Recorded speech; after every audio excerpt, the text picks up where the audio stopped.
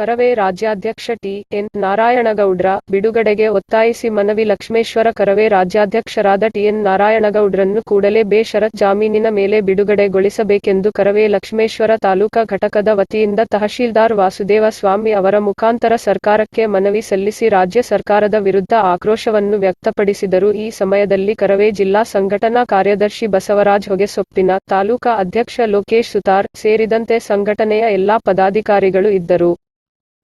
ನಾರಾಯಣಗೌಡರು ಕನ್ನಡ ನಾಮಫಲಕಗಳನ್ನು ರಾಜ್ಯಾದ್ಯಂತ ಬಳಸಬೇಕು ಅಂತ ಹೇಳಿ ವರ್ಷಗಟ್ಟಲೆ ಮನವಿ ಸಲ್ಲಿಸುವ ಮುಖಾಂತರ ಹಾಗೂ ಇತರೆ ಅಧಿಕಾರಿಗಳಿಗೂ ಕೂಡ ಎಚ್ಚರಿಕೆ ಮುಟ್ಟಿಸುವ ಮುಖಾಂತರ ಪ್ರತಿ ಬಾರಿಯೂ ಕೂಡ ನಾವು ಕಾನೂನನ್ನು ಕೈಗೆ ತಗೋಬಾರ್ದು, ಅದರ ಮುಖಾಂತರವಾಗಿ ಸರ್ಕಾರ ಯಾರು ಕನ್ನಡವನ್ನು ಬಳಸೋದಿಲ್ಲ ಅಂಥವ್ರ ಬಗ್ಗೆ ಕ್ರಮ ತಗೋರಿ, ಅಂಥವರ ಅಂಗಡಿ ಮುಗ್ಗಟ್ಟುಗಳನ್ನು ಅವರು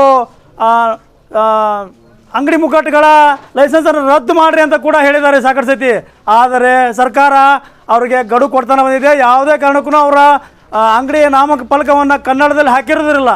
ಆದ್ದರಿಂದ ನೂತನವಾಗಿ ಆಂದೋಲನ ಮಾಡಿದರು. ಬೆಂಗಳೂರಲ್ಲಿ ತಿಂಗಳಾನುಗಟ್ಟಲೆ ರೋಡಿಗಿಳಿದು ಕರಪತ್ರ ಹಂಚುವ ಮುಖಾಂತರ ಕರ್ನಾಟಕದಲ್ಲಿ ಕನ್ನಡ ಬಳಸದೆ ಇನ್ನಿತರೆ ಬೇರೆ ಭಾಷೆಯನ್ನು ಬಳಸಿದರೆ ಕರ್ನಾಟಕ ರಕ್ಷಣಾ ವೇದಿಕೆ ಕಾರ್ಯಕರ್ತರು ಬೀದಿಗಿಳಿದು ಹೋರಾಟ ಮಾಡಬೇಕಾಗತ್ತೆ ಅಂತ ಹೇಳಿ, ಆದರೂ ಕೂಡ ಯಾರು ಕೂಡ ಅಲ್ಪ ಮಟ್ಟಿಗೆ ಬಳಸ್ತಾ ಇದ್ರೆ ತಾವು ರಕ್ಷಣಾ ವೇದಿಕೆ ರಾಜ್ಯಾದ್ಯಂತ ಎಲ್ಲ ಪದಾಧಿಕಾರಿಗಳನ್ನು ಕರೆದು ಬೆಂಗಳೂರಿನಲ್ಲಿ ಆಂದೋಲನ ಪ್ರಾರಂಭ ಮಾಡಿದಾಗ ಪೊಲೀಸರು ಬಂದು ರಾಜ್ಯಾಧ್ಯಕ್ಷರನ್ನ ಅರೆಸ್ಟ್ ಮಾಡ್ತಾರೆ.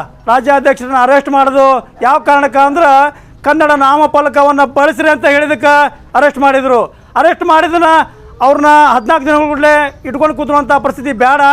ಅದಕ್ಕೆ ಯಾವುದೇ ಅವ್ರಿಗೆ ಷರತ್ತುಗಳನ್ನು ಬಂಧಿಸದೆ ಬಿದ್ದು ಹಾಕಿದವರನ್ನ ಅವ್ರಿಗೆ ಬಿಡುಗಡೆ ಮಾಡ್ಬೇಕಂತ ನಾವು ರಕ್ಷಣಾ ವೇದಿಕೆ ತಾಲೂಕು ಘಟಕದ ಎಲ್ಲ ಪದಾಧಿಕಾರಿಗಳು ಕಾರ್ಯಕರ್ತರು ಕೂಡ ಮುಖಾಂತರ ನಾವು ಸರ್ಕಾರಕ್ಕೆ ಮನವಿ ಮಾಡ್ತಾ ಇದ್ದೀವಿ. ಈ ಕೂಡಲೇ ಸರ್ಕಾರ ತಾವು ಮಾಡಬೇಕಾದ್ರೆ ಕೆಲಸನ ನಾವು ಕನ್ನಡಿಗರು ರೋಡಿಗೆ ಹಿಡಿದು ಜೈಲಿಗೆ ಹೋಗೋ ಮುಖಾಂತರ ಮಾಡಕತ್ತೀವಿ. ಇನ್ನಾದರೂ ಅವರು ಗಮನಕ್ಕೆ ತರ್ತಾ ಇದ್ದೀವಿ. ಈ ಕೂಡಲೇ ನಾರಾಯಣಗೌಡರನ್ನು ಹಾಗೂ ಎಲ್ಲ ಕರ್ನಾಟಕ ರಕ್ಷಣಾ ವೇದಿಕೆ ಕಾರ್ಯಕರ್ತರನ್ನ ಬಿಡುಗಡೆ ಮಾಡ್ಬೇಕಂತ ಈ ಮುಖಾಂತರ ನಾವು ಹೇಳ್ತಾ ಇದ್ದೀವಿ. ನಮಸ್ಕಾರಗಳು.